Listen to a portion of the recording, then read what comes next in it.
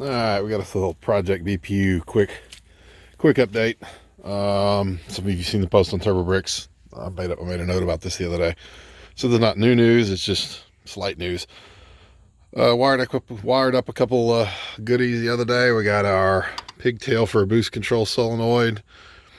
Using the Bosch connector there. I've already attached one to a Mac valve, and I've got a Pureberg off of an AR that I'm going to use. I'm try a couple different valves, see what kind of results I can get. And then over here, you can see I got new wiring going to my throttle position sensor there, and it's not in the original holes. It would be the 850 TPS that I just installed, the variable 0 to 5 volt TPS. Couldn't find my Yoshi Fab adapter, so it wasn't a bolt-on affair. I had to make a bracket. Took about 30 minutes. Would have rather used the adapter, but you know, in the heat of combat, you do what you can do.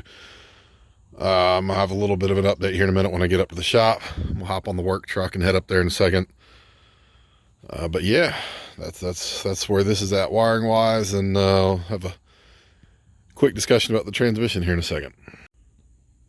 All right, second part of this little quick update here. The old AW71L in this case, lockup.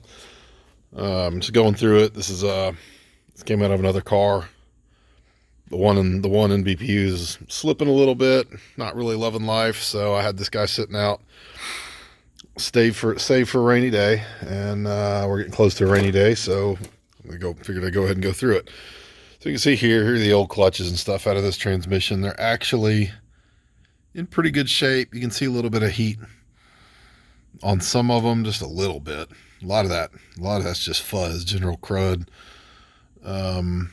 These are the rear brake clutches. They're practically brand new. Let's see. That's kind of the fluid that came out of it. Really good looking. Nothing weird in the pan. That's valve body stuff. They're the accumulators. You can see the shims. I didn't make those. Somebody already made those. So this has already been shimmed before. Here's the pan. Also haven't cleaned it out yet. Give you a pretty good idea. Just a little bit of dust in the bottom. Kind of what you want to see. These are the clutches that I'm going back in with. They look a little different. They're not tan. They if it'll zoom, focus. Well, you know, one-handed operation eludes me. Here we go. Super zoom so that we get all the thread count on the back there. Boy, that's awesome.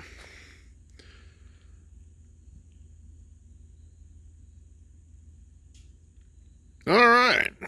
Oh, wow, magic. Okay, there you go. You can kind of see there's a little bit of a metallic flake in these. These are kind of the so-called high energy clutches versus the standard tan clutches, if you will, paper. I guess it's not really paper, but people call them paper. I don't know. Actually, maybe paper. Throw your comments below the video if you care to take a side on that argument. I don't, but I'd like to see y'all argue about it. Anyway, I got it all stacked up last night. She's snug, but everything turns. I'm gonna finish bolting it up here in a little bit, clean up the valve body, throw it in there, and it'll be ready to go.